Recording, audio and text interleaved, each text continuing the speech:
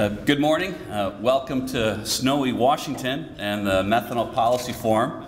My name is Greg Dolan, and I serve as acting CEO of the Methanol Institute. 25 years ago, several methanol industry executives decided to form what was then known as the American Methanol Institute. Many of our members are here today, representing the world's leading methanol producers, distributors, and technology companies. They come from Houston, New York, Atlanta, La Jolla, California, and many have traveled a little bit further than that. Our members are here today from Australia, Japan, Malaysia, Oman, Qatar, Russia, Singapore, Trinidad, the United Kingdom, just to name a few, and I've probably missed a few countries there. Last year, the Methanol Institute formed our Global Fuel Blending Committee. That was charged with providing guidance and coordination for efforts to promote the use of methanol as a direct transportation fuel in markets across the world. Lessons learned in markets like China, Australia, Israel, and the United States must be shared to address common challenges to the expanded use of methanol as a transportation fuel. Here in the United States, the committee provides advocacy leadership for adoption of the Open Fuel Standards Act by the U.S. Congress and the expansion of CAFE credits for alternative fuels. In Europe, MI fields a very strong team to maintain the current allowance for 3% methanol under the Fuel Quality Directive. Again, you're allowed to use 3% methanol in gasoline in Europe. It's part of the law. We also support the use of renewable methanol in the European market, where it would get credits under the Renewable Energy Directive. And we also assist our members in the EU in encouraging the use of methanol fuels. In China, MI has been active for years in providing technical support as methanol is used in light and heavy-duty vehicles in both low and high proportions. The committee is also helping to inspire and coordinate fuel activities in Australia, Israel, New Zealand, Azerbaijan, Uzbekistan, Trinidad, Malaysia, Vietnam, Iceland, Oman, Egypt, and other global markets. And this week, we'll be launching a new website, methanolfuels.org. And this website is designed to be a clearinghouse for information on the use of methanol fuels. For any of you here that have research or data from demonstration programs that you'd like to share with the broader global methanol community, send it our way and we'll put it up on this website, methanolfuels.org. Now, we're gathered here in Washington again to mark the renewed interest we are seeing in the United States for the use of methanol as a transportation fuel. 2 years ago, when we first met here, the shale gas revolution was just getting started and had not really impacted the methanol industry as of yet. Now, as we'll hear from our first panel today, domestic methanol production is in resurgence, and within the next 2 to 3 years, the U.S. is expected to go from being a net methanol importer to a global exporter. This resurgence means more to the U.S. economy than the availability of billions of gallons of methanol as a value-added product from domestic natural gas. Each one of the dozen or so methanol plants, startups that are going on right now, will create as many as 130 permanent high-paying jobs. Each of those plants will create hundreds of construction jobs. Together, these plants represent investments of billions of dollars and the expansion of federal, state, and local tax revenues. Now, these are the kind of messages that will resonate here in the nation's capital. Jobs, investment, tax revenue. That's what they like to hear in Washington, and we have that message to deliver. Now, reintroducing methanol into the U.S. transportation fuel pool can help sustain and build upon this momentum by creating domestic markets for new methanol production. Yes, some of the product that's produced here in the United States is likely to be put on a ship, sent to distant markets like China, and in China it's likely to put in Chinese cars to fuel their vehicles. But we believe that this country can also incorporate methanol into an all-the-above energy strategy. When he was with Massachusetts Institute of Technology, now Energy Secretary Ernie Moniz chaired a study on the future of natural gas. That study concluded that methanol was the most efficient and economical transportation fuel that could be made from our vast and expanding natural gas resource. So why spend $8,000 to $10,000 to give a passenger car the capability of running on compressed natural gas when for just $100 that same car can be given the ability to run on methanol, ethanol, or gasoline? It can be done. There are no technical hurdles to using methanol in our cars, trucks, and buses. There are significant economic benefits to doing so. Congress can help. Congress can help by adopting measures like the Open Fuel Standard Act to create real choice at the pump.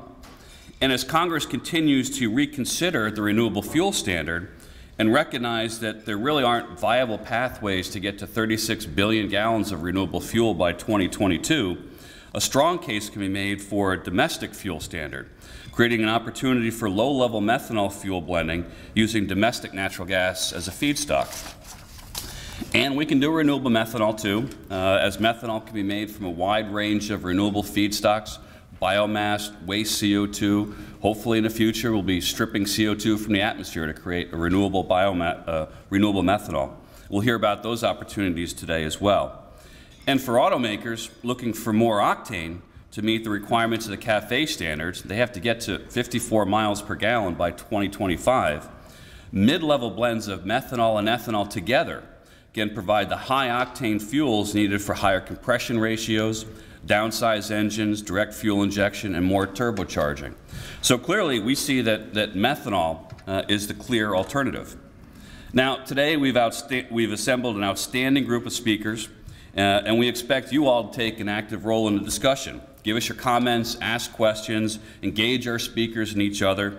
We've purposely asked our presenters to keep their talks focused so that we have ample time for each panel for discussion. So please hold your questions until each of the panelists is presented. Then put your hand up, be recognized by the panel moderator. We've got microphones that will be circulating around the room. Introduce yourself and then join the discussion. The forum today will feature first 3 panels addressing the resurgence of domestic methanol production, and we've gathered a group of the industry's leading CEOs for that first panel. Second, we'll look at current global methanol fuel blending initiatives in markets like China, Israel, Australia, and Europe. And third, we have a session this afternoon on unlocking our vehicles to methanol with presenters from the EPA, DOE, UPS, and 2 groups of very innovative solutions to unlocking our vehicles to methanol fuels. As we did in 2002 and 2012 at the first Methanol Policy Forum, members of the U.S. Energy Security Council will be featured in a panel discussion over lunch. This is a real who's who of government, industry, and academic leaders here in Washington. In particular, I'd like to recognize one member of the U.S. Energy Security Council, and that's my good friend, Professor Surya Prakash from the University of Southern California. He's in here somewhere. There we go. Here's Professor Prakash. I was privileged to be in Tel Aviv this past November when the Israeli Prime Minister Benjamin Netanyahu presented Professor Prakash and his Nobel Prize laureate colleague George Olah with the $1 million Prime Minister's Prize for Innovation in Alternative Fuels for Transportation for their pioneering work in proposing a methanol economy. You know, that's the kind of area where government can really prime things, provide incentives for industry and for academic leaders to look at innovative solutions to our transportation sector. And congratulations to Professor Prakash and his team. Lunch will be served right here in this room, so don't go anywhere. Our lunch buffet will be served, I guess it's just outside in the back of the room. We'll also have our AM and PM breaks right here in this room. All food served during the conference, meals, breaks, and at the evening reception is halal. Please do let our staff know if you have any special dietary requirements today. Our day will close with a roundtable discussion looking ahead at the prospects of methanol fuels in the U.S. It's being moderated by Bill Tucker, who's the editor of RealClearEnergy.com. And immediately after today's forum closes, we will welcome you all to a reception that's being held in the Thornton Lounge, which is on the 11th floor of the hotel. And we've got staff that will be positioned to help direct you to the reception this evening. Speaking of staff, if you have any questions or need assistance, throughout the conference you'll find the staff badges. They have a little red staff ribbon on the bottom of their badges. So if you need any help, please find one of the staff members. For those of you in the room who are members of the press, and there are actually quite a few reporters here, if you're interested in interviewing any of the panelists after their sessions, please see one of those staff members, provide a business card, and we'll help facilitate an interview for you. This evening's reception, like our breakfast this morning, today's luncheon, and each of the breaks have been brought to you by members of the Methanol Institute. And I'd like to thank those sponsors, Atlantic Methanol Production Company, Methanex, Methanol Holdings Trinidad, OCI Partners, and Southern Chemical Company for their support of the Methanol Policy Forum. Each of these companies is well represented in the room today, so you can give them your thanks as well. Two last pieces of logistics. One is we ask that you please silence your phones. The second is the restrooms are just in back of that wall there in the back corner. And with that, it's my great pleasure to introduce our co-host, Gal Luft. Gal, along with Andy Corin, are co-directors of the Institute for the Analysis of Global Security, and also serve as advisors to the U.S. Energy Security Council. Their latest book is Petropoly, The Collapse of America's Energy Security Paradigm. And I hope you all enjoy today's program. Thank you. Gal?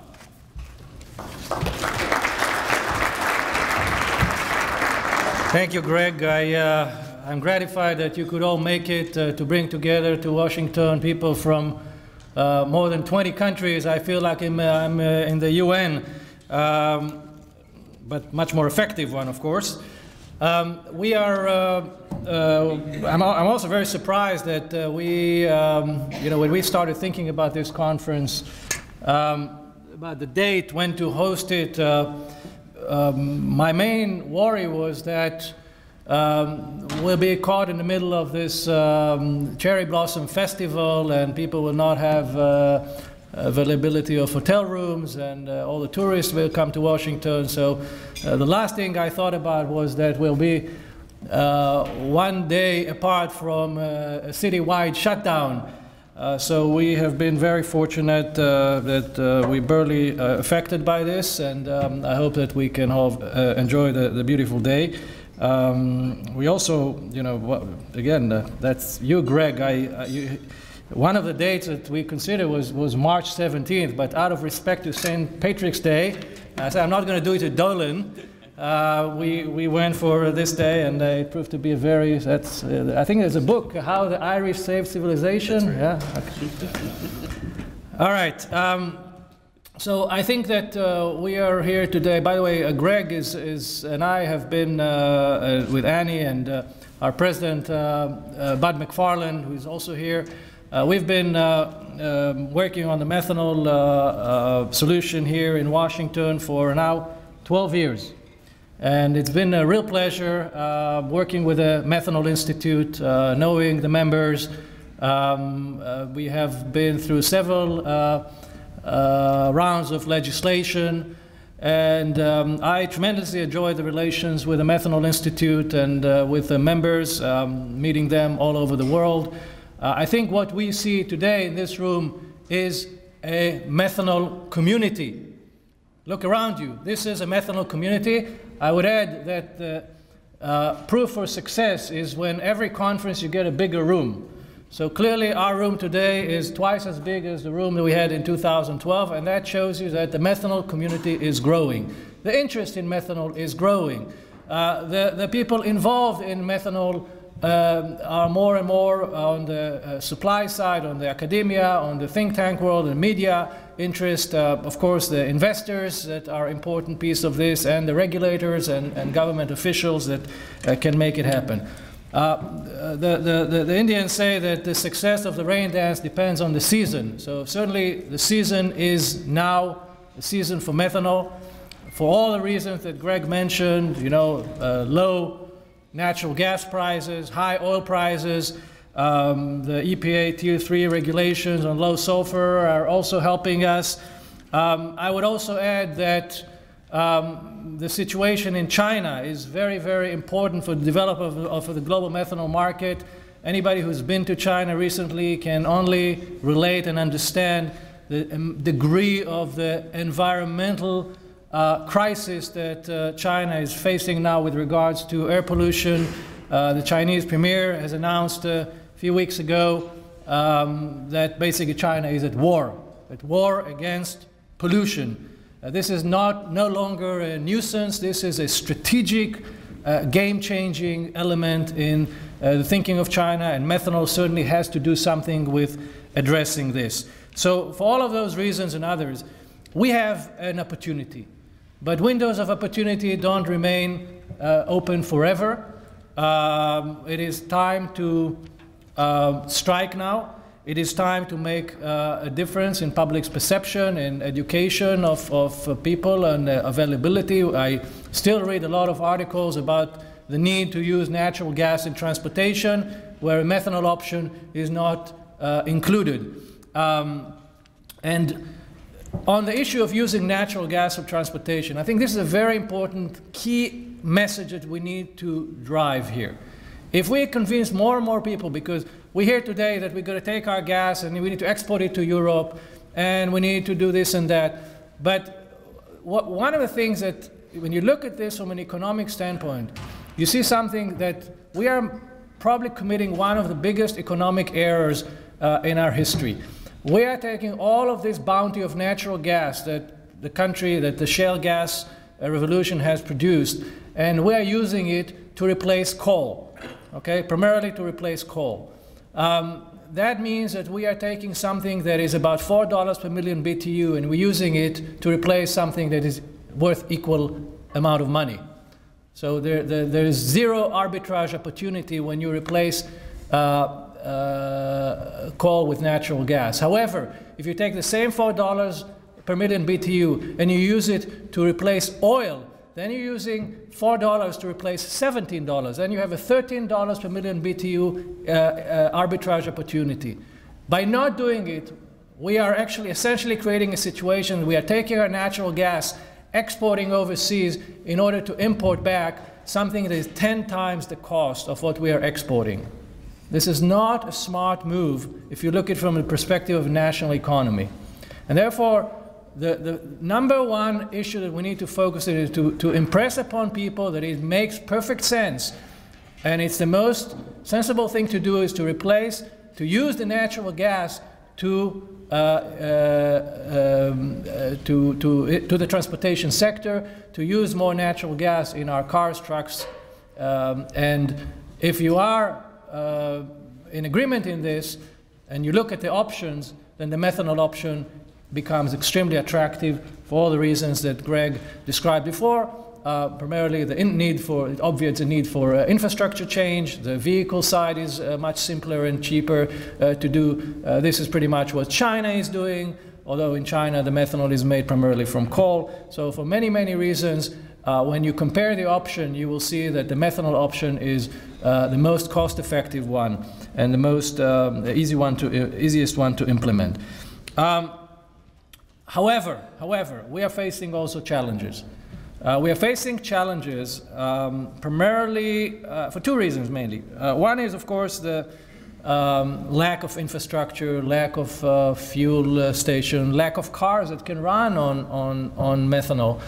But we're also facing a challenge because we see resistance coming from the incumbent fuels. Let's face it. If you are an incumbent fuel, you don't want methanol to be in the neighborhood. You don't want methanol to be around because it's a pretty fierce competitor, it could be. So I want to teach you a trick. When you talk to someone about methanol and his response is, I am for all of the above, but. This but is very important. And I hear it all the time. I'm for all of the above, but. No buts. Let us compete. Let us enter the market. And then see what happens.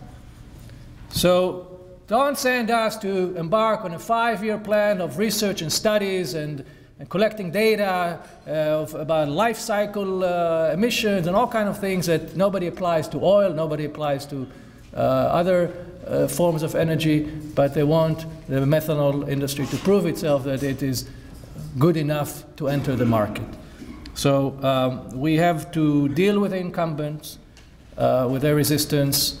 I must say that as someone who's working on the issue of energy security through fuel choice for many years, I believe that all fuels should be able to compete based on the economics and the environmental properties, and we should let the market decide who gets what.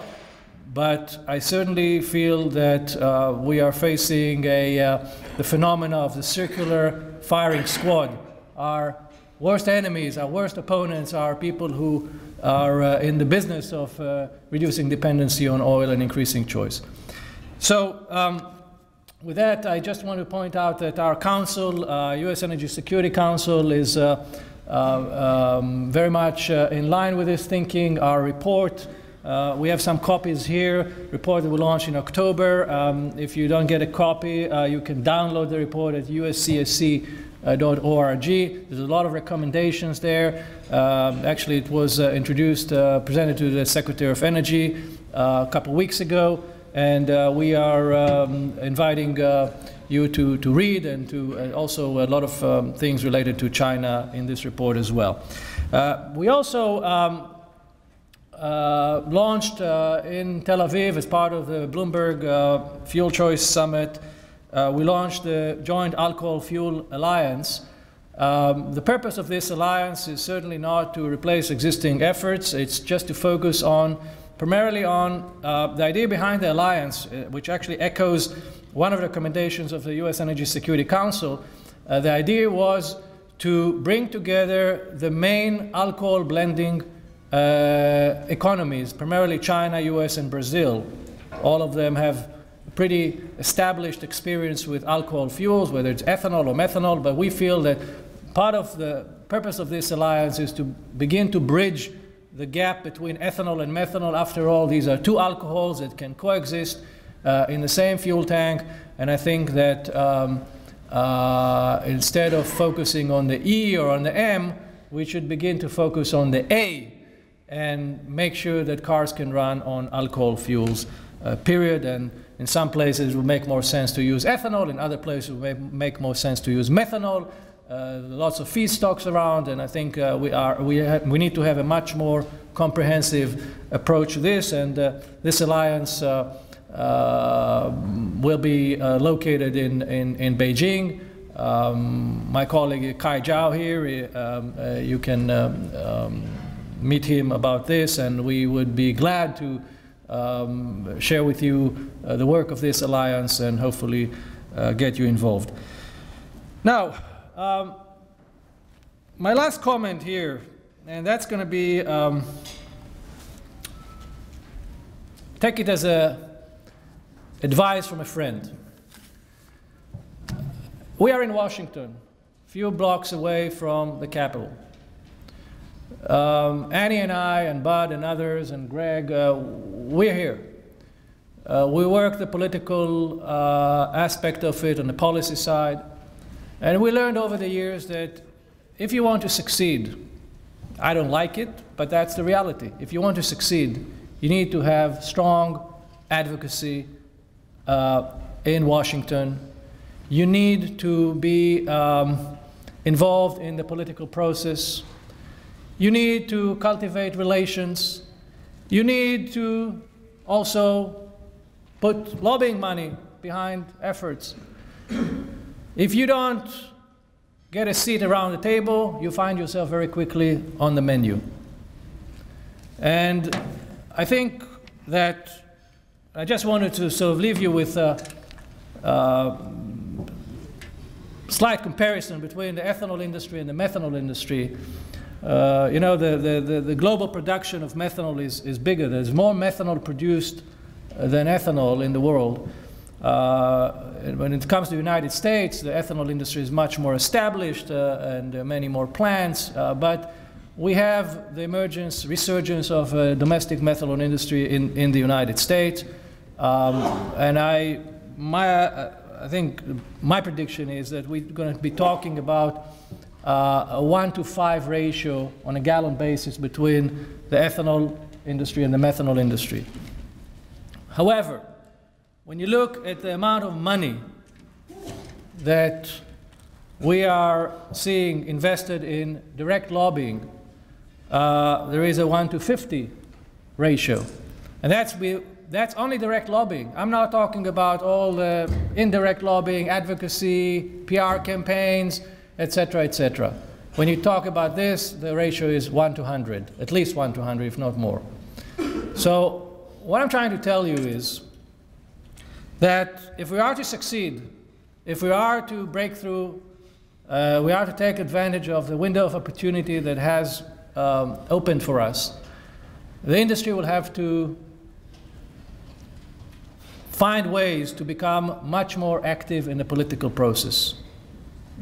And I hope that this day today will give you the ammunition you need, but there is also, for many of you, tomorrow.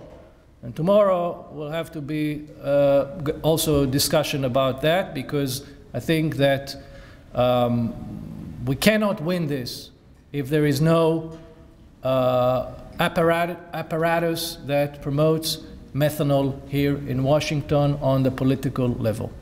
And I hope that in our next forum we'll have to commission a much bigger room, and I hope that in our next forum we'll see here senators and governors and members of Congress. That will be, to me, a testimony that the message has been internalized and we are making progress, not only in the sense of building a community, which we are, but also that this community is effective and get us to a point that methanol could be a fuel that can compete and hopefully win in America's fuel market. Thank you very much. Enjoy the day.